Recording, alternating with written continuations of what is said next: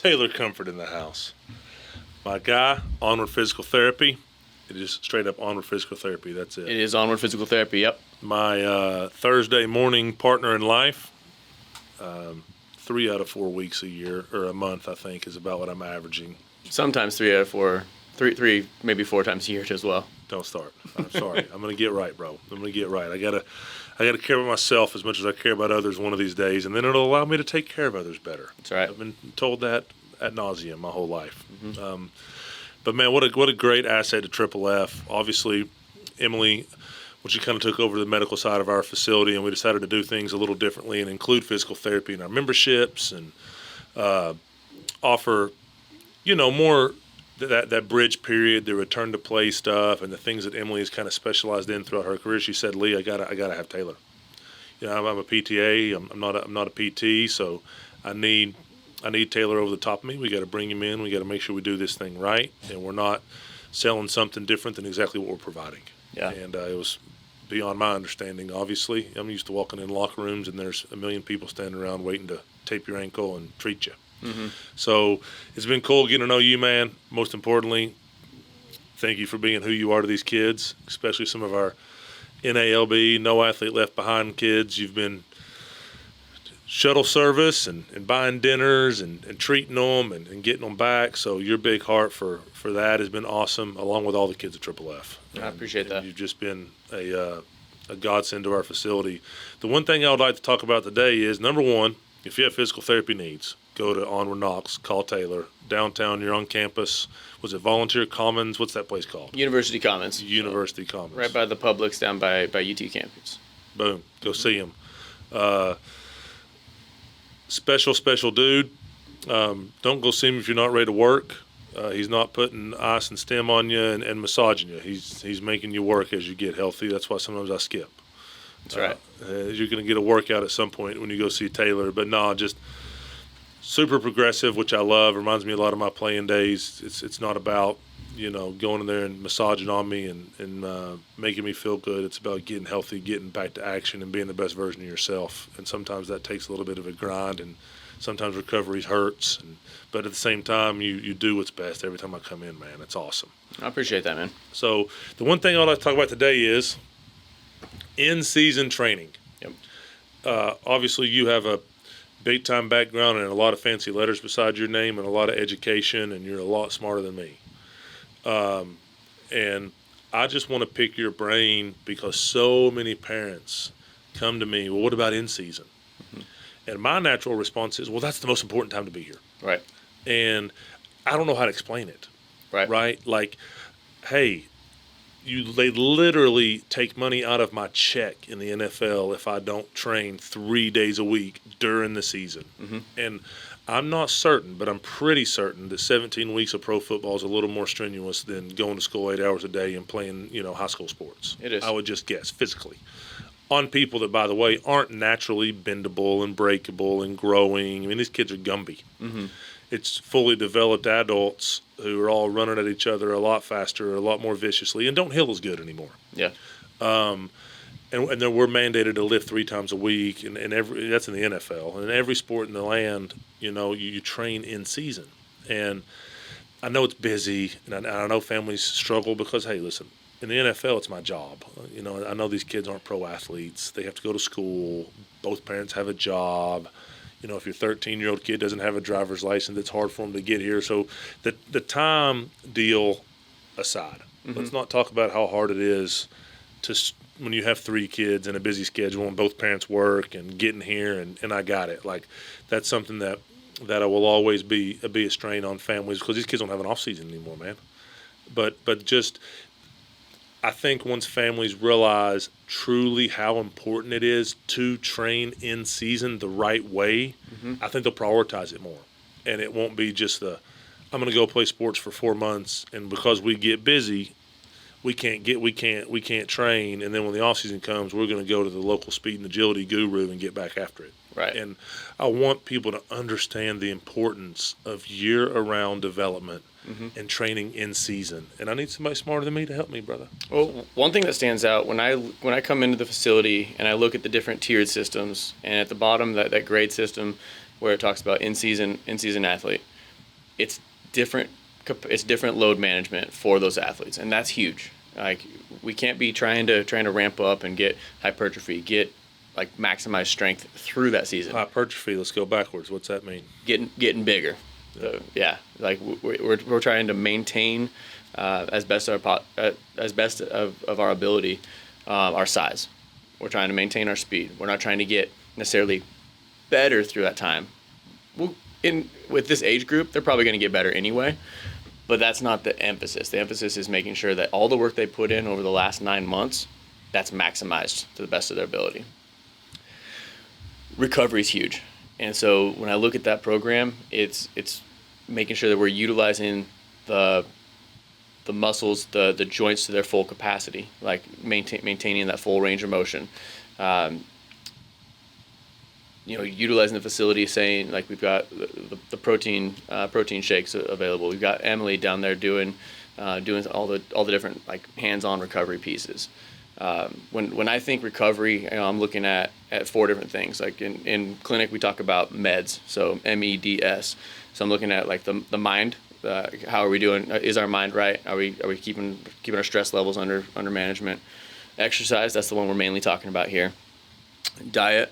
So when I look at diet, I'm looking at the nutritional intake as well as water intake. All right, this coming into fall season, it's hot out there, and there's a lot of dehydration. This is when in the news people are dropping down, becoming unconscious from like heat illness and things like that. If I had one piece of advice on the water side of things, it's going to be the 2% rule. And so if you have someone who's 200 pounds and they lose 2% of their body weight during practice, so they drop down to 196 pounds in that 2-3 hour practice, before they step back on that field, they need to get that back. They need to add that much water back in. That is scientifically backed, and if you can maintain that, the likelihood goes down of any type of like heat related injury. And then sleep. These are growing athletes. They need that 7 to 9 hours of good rest, and if they can get some good quality sleep and combine all 4 of those components, man, things go really well. But like to your point, getting them in here and working off of that modified programming that Rich has down there on that gray program, it's going to be a big difference maker when it comes to keeping people healthy throughout the season. Yep. And what I hear you talk about just from a medical background and a physical therapy standpoint is which is why I wanted you to come on here and hang with me, is you get all the kids when they don't do these things right. Correct. Right? Correct. Like, they all end up on your table and it's like, oh, that happened again. Oh, this happened again. Oh. So it's like, I need people to understand, regardless of whether you go ahead. Truly, it's the ones that it's the this happened again situation. Right. Those are the ones that come onto my table if we're not handling those 4 components of recovery. In sports, things happen. You can't, like, trauma happens. You may step wrong and you can end up on a table just like that as well. But it's the ones that are like, oh, it's every 3 months my back, it did that thing again. Those are the ones we can nip if you stay ahead of the game. Yep. Proactive, not reactive, right? And exactly. That's the deal. And it's like, I do care because I want people here. Like, I want to take care of your kids, Knoxville, Tennessee. Let's just make that clear. But whether it's Triple F or anywhere else, there's a lot of great folks in this town. Sure. Have a plan around them year around. Mm-hmm. Don't go into the season and it's all this. Don't go out of the season and it's all that. And then, kids that are multi-sport athletes and, especially the high school level, these coaches, they want their guys. I get that. That's why my butt is about to go on a tour this fall. I want to meet every high school coach in this town of every sport. Yeah. I'm setting that goal. I'm putting it on my deal in there. Every high school coach in this town, I want to meet them. I want to get to know them. I want to make sure that they know I'm here to support them, not try to get their kids to do different than what they want inside their programs. That's not fair to anybody. That's a disconnect that needs to end. It needs to be ultra communication. So I want to get with all those folks, man. But if you don't do all the little things right, then you go backwards in season. Mm-hmm. And if you stay the same as a growing child, then you're really going backwards. Correct. Like, you notice it in pro athletes. Mm-hmm. Like, I show up to training camp and I didn't train all summer or I didn't do things the right way, I look like crap. Right now, these kids are naturally getting taller, getting bigger, growing weight, jumping higher, getting faster if they do nothing. Just because of this awesome, awesome deal called Jesus and the human body and the way it grows from 12 to 18. Right. But man, if you truly, truly, truly have a team around you, and once again, it doesn't have to be Triple F. I want it to be, and I think we're pretty good at it. But when you really look at professional athletics and you look at the body and you look at all the things you see all the time, put a team around your kids. Get them with people that truly understand what it looks like. Yeah. And not just one club coach, not just one high school coach. Let's build a community around here of a lot of folks that love each other, have each other's back. I'm not trying to interfere with how you practice at wherever. Carnes High School, Hardin Valley High School, Oak Ridge High School, Powell High School, Matt Lowe. I might come down there and tell you you're doing things wrong. But no, like, I'm not trying to interfere with that. I'm trying to supplement what they're already doing and making sure their kids stay healthy and thrive and max growth is reached. Right. Not just make them real sweaty every time they come in this gym because they bought a session. No. What are you doing? What season is it? What sport do you play? Are you overloaded right now? Because we don't need to add to that. For sure. If you're already overloaded, let's not overload more. Hey, you lost 6 pounds at practice yesterday. Did you gain it back? Hey, why not? Well, because you ain't drinking any water. You ain't eating breakfast. You're not, like, the kids that don't eat breakfast blow my mind. I loved breakfast when I was little. That was my favorite meal. Mm-hmm. But they don't eat breakfast, bro. I know. They don't drink and they don't eat. And then they go play sports. Right. And then they don't train. And they wonder why they're maybe not getting as big as they want to get, as fast as they want to get. Yeah. Yeah. How can my kid gain weight? I don't know. Tell him to go to bed. Mm-hmm. Tell him to eat. Tell him to drink all the time. Mm-hmm. And then, by the way, let's get a plan for him. Right. Year around. Not just these 3 weeks, let's make him really sweaty. When he didn't eat, he didn't drink. Mm-hmm. Right? It's crazy. So that's my thing is I want to nip in the bud the we won't go down the rabbit hole. Well, actually, no, we might touch this one too. We might split this up. Double podcast, Lee Smith, Taylor Comfort. We might leave it all as one. Let's do it. So, in season, obviously, it's a no-brainer. Have a plan. Train. Get a team of people around your kids. Because here's the thing. If you have multiple people involved with your kids' lives, whether it's a therapist and a sport coach and a trainer, and if none of them are communicating with each other and they all disagree with what the other one's doing, that's a problem. It is. Let's get a system down to where we actually all do what's best for the kid no matter what. Mm-hmm. A football coach, I don't think you should go full pads every day 10 days in a row. Well, hey, Lee, that's what we're doing whether you like it or not. No problem, coach. You're the football coach. I'm just the guy that's supposed to supplement. So now these 10 days, because this is their big-time ramp-up period, we have to adjust at Triple F. Because in season, we have to train them. We have to make sure they're doing everything right nutritionally and sleeping and recovering and coming in here and seeing Emily. Hey, guess what? During those 10 days, you see Emily a lot. Mm-hmm. Come in here and make sure you're fine-tuned, make sure you're not banged up, and see him. The big difference that I see is you guys are making the moves and are communicating. When I have the kiddos on my table, and they're like, yeah, I had this practice earlier, this workout earlier, and so like, what are some things we need to modify? Okay, they just came to me. They already know on the front end. I feel comfortable. I'm open to communicate, so that way you guys can adjust. And that's with a lot of people that are just kind of nicks and bruises, just banged up a little bit. For those who are on more the injured side, you guys have ramped up the communication from the medical team to the coaching staff, and making sure that if Johnny's not able to squat today, but this is the 3 alternatives that we have, so they can still load, they can still train around the injury. That's a big difference right there, and that's huge. And so you guys are already doing it, and I love it.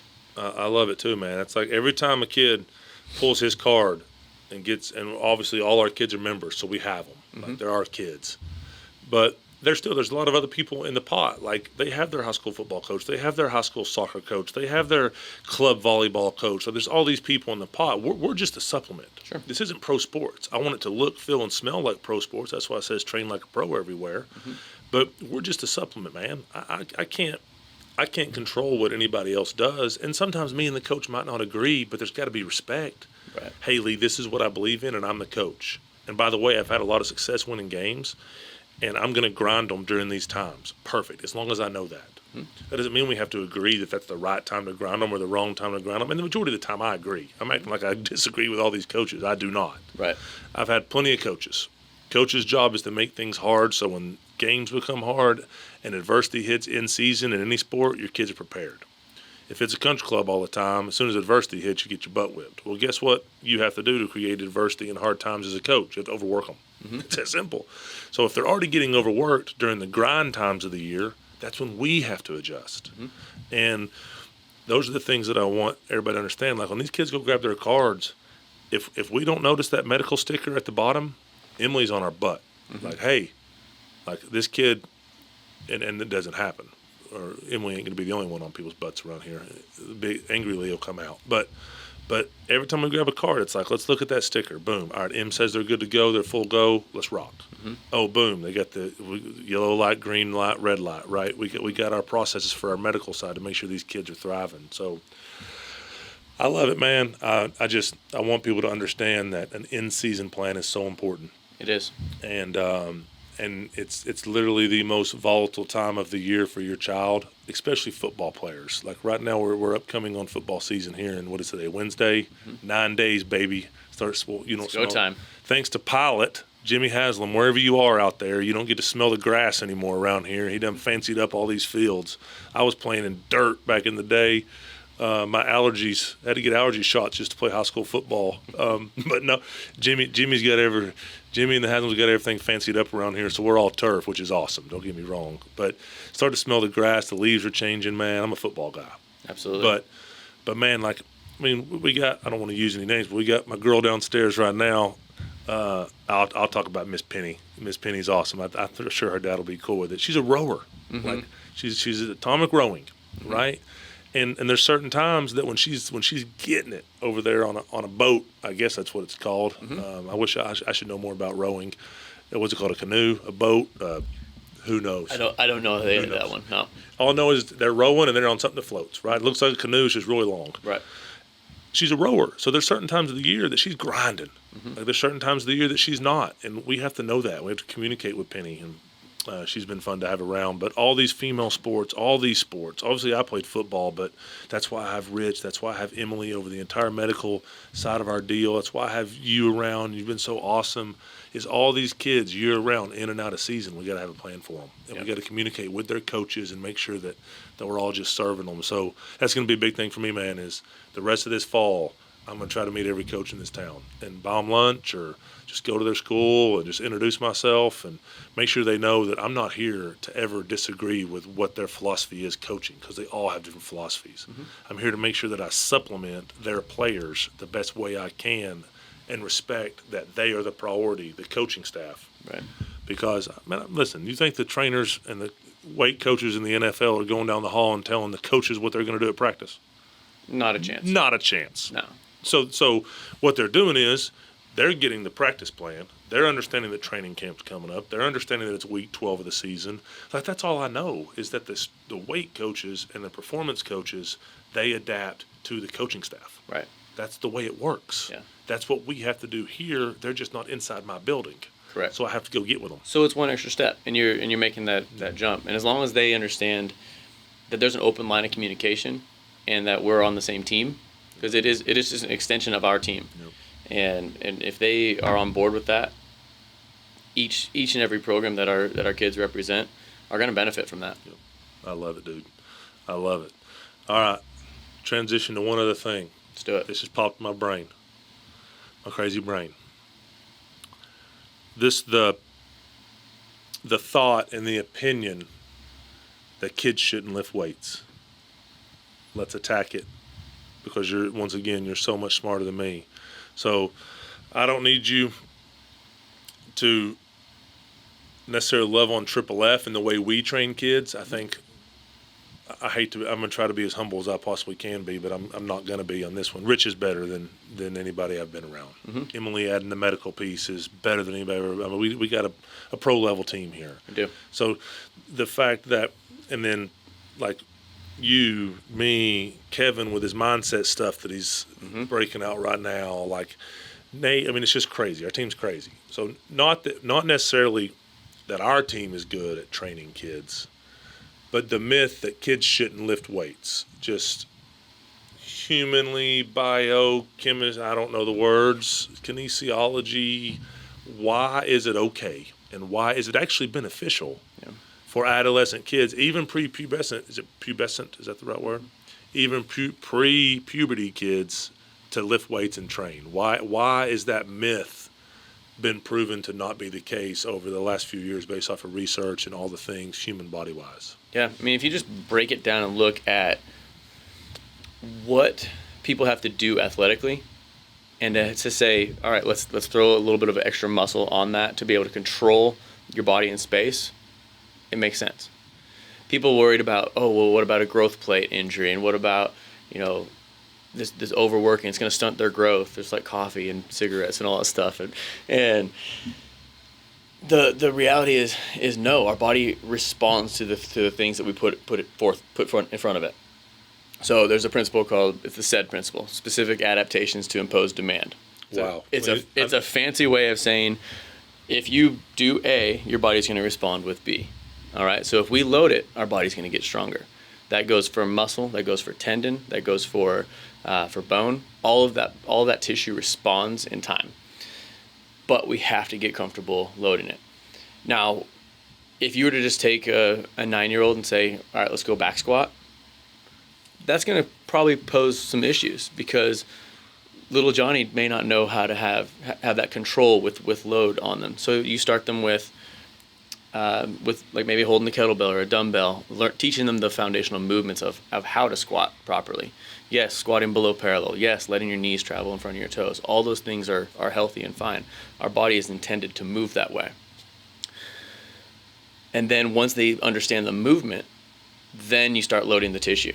All right. I mean, you see, I see a ton of little kiddos over at gymnastic studios. 3, 4, 5 years old, learning how to move their body in space. This is the next step. They've started to move their body in space. Cool. Now let's move it and load. Because when they're a shortstop and they're backhanding a ball in the hole, and then they have to transition that weight and throw across the diamond to first base, that body needs to be able to own that movement in a lunge with rotation, change that movement, and increase their velocity to make that throw. The stronger they are and the more they own those movements in space, the faster they're going to be able to make that transition, and the more athleticism is going to be pulled out of them at an early age. From a growth plate standpoint, there's no data to show that loading that tissue is going to stunt their growth or lead to growth plate fractures, anything like that. It's healthy. Again, the body responds. You see people who run long distances or squat heavy.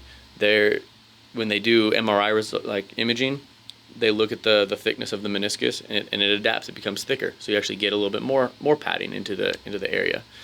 So the body adjusts to what you put onto it. And when you look at the like, was it the top tier, like is it fit? Foundation. When you look at the foundations, there's a little bit higher number of reps in the body awareness, the movement. It's a little bit lower resistance, and so it's teaching them more the movement base. Just so everybody understands out there in the world, when we take on an athlete here at Triple F, first thing we do is give them an assessment. Right. And that's Rich, Taylor, Emily, all things go into this assessment, mainly developed by Rich, Mm-hmm. but it's all based off of where is this kid athletically, where is he developmentally, what can he handle, does he understand how to move his body yet? Correct. Is he a 16-year-old shortstop that backhands it and boom, or is he blubber? Right?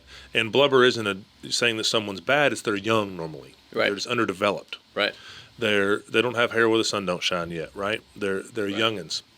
So foundation is the bottom tier of our assessment grades of like, man, this kid has to be taught how to do things before we can even start adding weight. Right.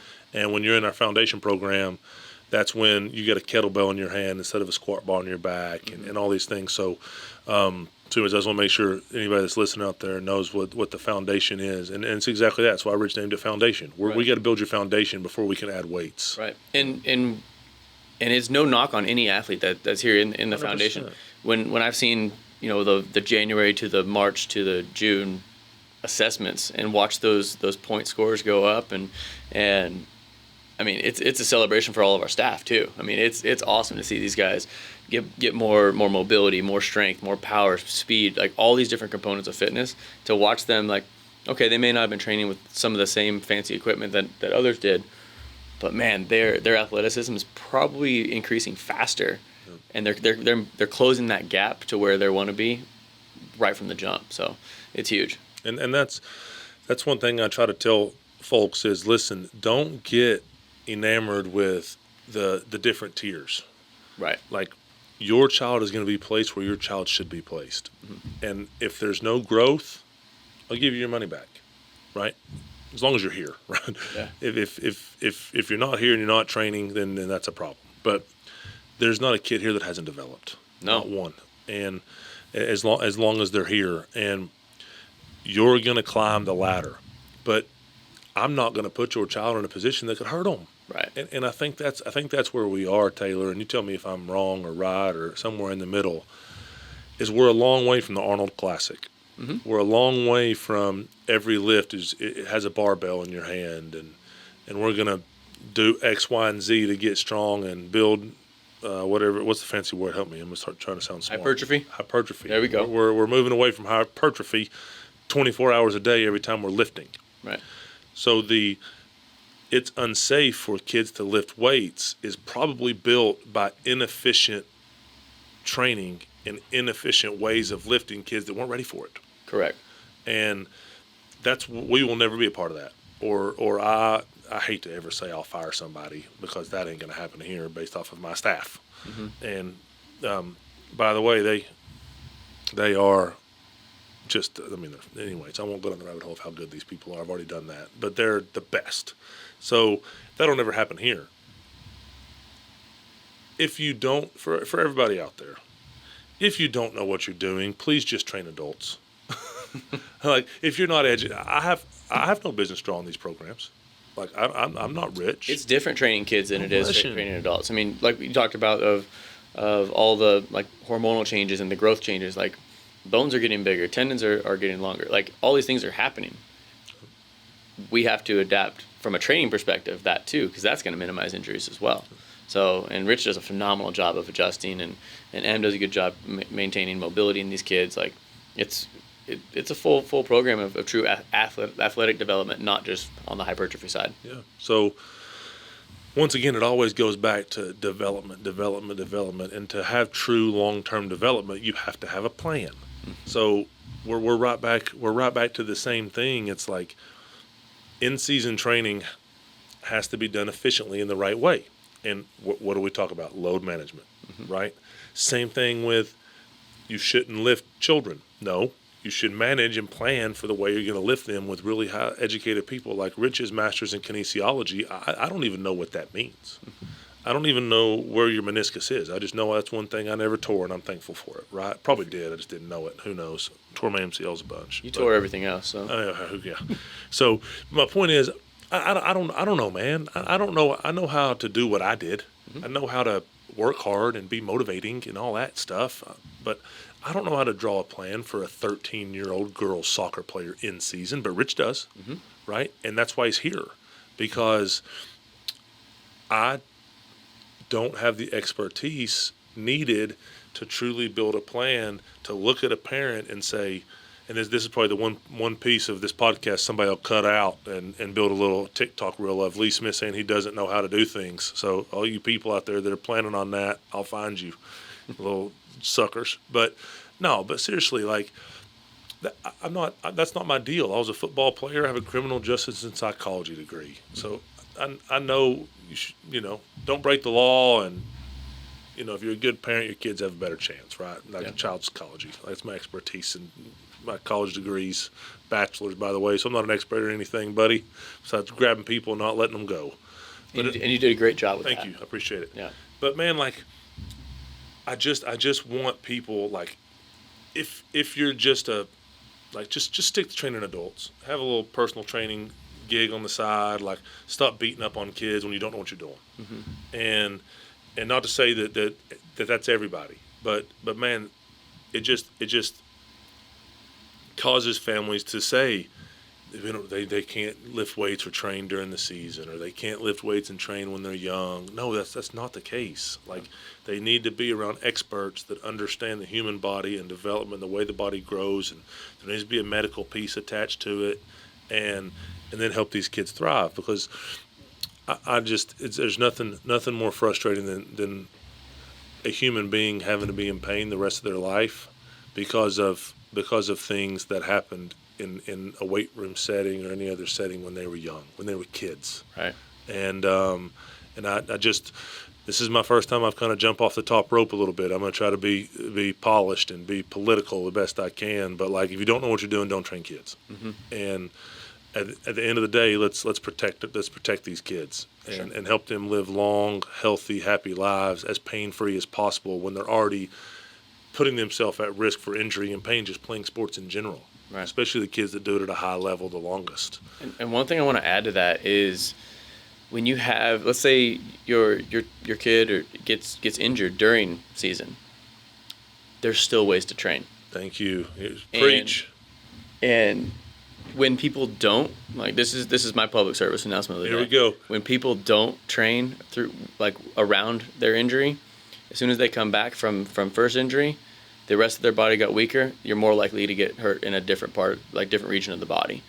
And so you've got to get your butt in the gym. You've got to spend the time. If you've got a left leg that's bothersome, you still have two arms, a core, and your right leg that still needs to train. Because when you come back from that left leg injury, you better be ready to get right back on that field. And so if you ever have any like concerns, like, hey, how do I train? Talk to the coaches. Talk to Emily. I'm here as a resource. Like, I mean, that's what we're here for, is to find a way around an injury. 100%. We just had and I won't use names, hippopotamus, but we just had a kid break his collarbone pretty bad. I don't know if you've seen it yet, but it was pretty bad. He had surgery. Surgery went well, but I immediately tell my team, make sure we call him immediately. Like, get him over here, keep him going. Bro, you know how boys are. They're dumb. What's the most you ever bench pressed? Well, the most I ever bench pressed in my life, I was 27 or 28 years old, and I had a broken leg. Because the minute I broke my leg, I rode my scooter into the weight room every day, and I trained my butt off on every inch of my body except that broken leg. Right. And as soon as that broken leg came back, it was the only thing that had to play catch up. Because naturally, it was broken. So I had no other option. Right. But the rest of my body wasn't playing catch up. Now my hip's off, the other leg's off. Now you see it all the time, bro. For sure. Like, we have a youngin' here right now. It's like, ooh, no wonder injury 2 or 3 happened. And you can't prevent injuries. Like, my goodness, everybody out there, we'll prevent. No, you can't prevent. You can mitigate them. Correct. And you can do the right things. But boom. So guess what? In-season training is very important. Absolutely. You can train young kids. When you have really smart people who know what they're doing, make sure the people that are training your young kids are highly qualified, highly educated, have a lot of experience. And then number 3, as important as it is to train in season, it's just as equal to train your butt off during an injury. Yep. I mean, the minute you have surgery and you get off that table, something can be trained. Absolutely. And most importantly, your mind. And if you don't give, athletes are wired different, especially the good ones. Like, if you don't give them goals and things to chase and things to accomplish, hell, they get depressed. Like, that's another thing is, like, while my leg was broken, man, if I wouldn't have been setting bench press records feeling like I was accomplishing something, just laying around my house waiting on my leg to heal and then get back to work, I would have lost my mind. And probably your job. Right? Not probably. Guaranteed my job. Yeah. I've watched, like, it's a million times, like, man, you hear it. Like, if I had $1 for everybody that told me they'd have played pro if they wouldn't have got hurt. It's like, I got it. Like, that maybe there's like 1% chance that's actually the case, but sure, buddy. And it's like, well, I suppose you probably did nothing. And when you came back, you were just this shrunk up version of yourself all over because you rolled your ankle. Back when you were playing, do you remember the old adage of RICE, like rest, ice, compression, elevation, when you get hurt? I need you to print all these out for me. We need to make a bunch of T-shirts. We're going to make a bunch of T-shirts. I'm telling Triple you, that's your third RICE, one. Yeah. What's that called? That's called a... Acronym? Yeah. Yeah. Dang it, I knew that. I'm a man of many words. So the old adage was RICE. You get hurt, you sprain your ankle, whatever. Rest, ice, compression, elevation. That's been changed. All right? We're moving away from RICE. So I'm giving you another one. It's peace and love. I'm not going through the peace one because that's not relevant to here. But love. Load, optimism, vascularization, and education. So this goes back to when you have somebody who's injured, finding a way around it. So you want to load them. You want to make sure that their body's getting that stimulus to strengthen and move around the injury. The mindset, what you just talked about, making sure that they realize, like, hey, this is a season. This is gonna be past. Yep. That way it doesn't become here's my back again, or here's this leg thing. The power of cardiovascular activity, vascularization. Again, we'll go back to the analogy of the left leg injury. Still have another leg, still have arms. We got bikes down there with arms and legs. You got 3 limbs there. Get that heart pumping. Yep. You want to keep their fitness levels as high as possible. Increase blood flow, increase healing time. I mean, it's this equals that. Pretty simple there. And then just education from the people around them, from the coaches, from the medical staff, of like, hey, this is our timeline. This is where we're going to go. Going back to having a plan. Yep. That way you're structured. You know, all right, in 2 weeks, as long as things are progressing, we're going to make this jump. As soon as I get to this strength level, we're going to make this jump. And when you see, like, hey, we've got a plan, I'm executing it, now that carrot is dangling there at the end, like, I'm about to cross that finish line and I'm about to get back on that field. Yep. And then they come back on that field with confidence, saying, I am ready to be on this field. Not just I'm okay to be on this field, but like the team is going to thank me for being back here because of all the work I just put in. Yep. So good, man. So good. Like, it fires me up. Once again, recap, because this was called a Grand Slam podcast because a lot of the big ticket items that come across my desk and parents ask me, whether it's at the ball field or if I'm doing a tour here with a family that's interested in joining. And once again, I cannot control. There's no I. We at Triple F cannot control busy schedules. Mm-hmm. We cannot control what the high school football coach wants to do, what the middle school basketball coach wants to do. And I don't hope it doesn't sound like I'm anti these guys. I'm saying, just like in pro sports, we answer to them. Mm-hmm. They set their schedules. They practice when they want to practice. They have to play games. Like, we adapt to them. I can't control that. I can't control whether you work from 9 to 5 or, 8 to 4. Like, I can't. All I can control is the product here. And I want everyone to understand that when it comes to the product here, the word we keep going back to over and over is plan. Plan. There has to be a plan around your kid. There has to be. These are kids. There has to be a plan, just like there is around pro athletes when they get hurt. The whole team surrounds them the minute they get hurt until the minute they're back on the field. And you've seen it a million times. Man, I came back and my leg felt great, but then my hip, and it's like, or my back, or whatever, and it's like, no, God, you've seen it. I mean, I don't have to tell you anything. It keeps you employed at least. It does. It's good for business. But train in season. Figure out a plan. It doesn't have to be here. There's a lot of great folks in town. There's a lot of great high school coaches in town that already do it. Like, most high school football programs in this town, they're already training in season. So they got that pretty good. Other sports, obviously football typically gets the most resources at every level. But there's a lot of great coaches in this town with a lot of great experience that are already doing most of this on their own. And if we're involved at all, it's big time supplement and just kind of put the cherry on top for their athletes, right? So there's a lot of great folks. Everybody's doing things the right way. But as a parent, this is more of a parent deal here. Get a plan around your kids in season for training, not just playing the sport. Mm-hmm. And then on top of that, it's okay for kids to lift as long as really smart people, not named Lee Smith, named my team, or any other great folks in town that have a ton of experience and a ton of education and have been practitioners of their craft. Train your kids when they're little. Develop them. help them have that step above everybody else that's scared to train. We're not putting a barbell on 9-year-olds' backs around here. That will not happen, ever. Maybe a wooden stick. Put a kettlebell in their hand. We might do some cool stuff to where they can load a little bit with some straps or bands or whatever just to teach them. But we're not putting barbells on 9-year-olds' back. Yes, that is not good.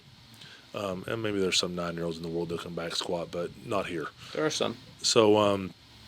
So yes, it is unbelievable the things that are happening to some kids in the training setting in the world, that I understand why people are scared. It is not wrong or detrimental to your child to train as an adolescent, pre-puberty, right, my expertise medical friend. That's correct. Correct. And then boom, when you get injured, man, the most important time almost. Like they can come back from the injury and never be the same if it's not handled properly with a PLAN. Acronym for that. Hit me. Plan. Love that. Love it. My guy, you're the best. Let's get downstairs and treat some kids. Coach Rich is 5 minutes into this session without me, so he's probably going to come up here and yell at me here in a minute.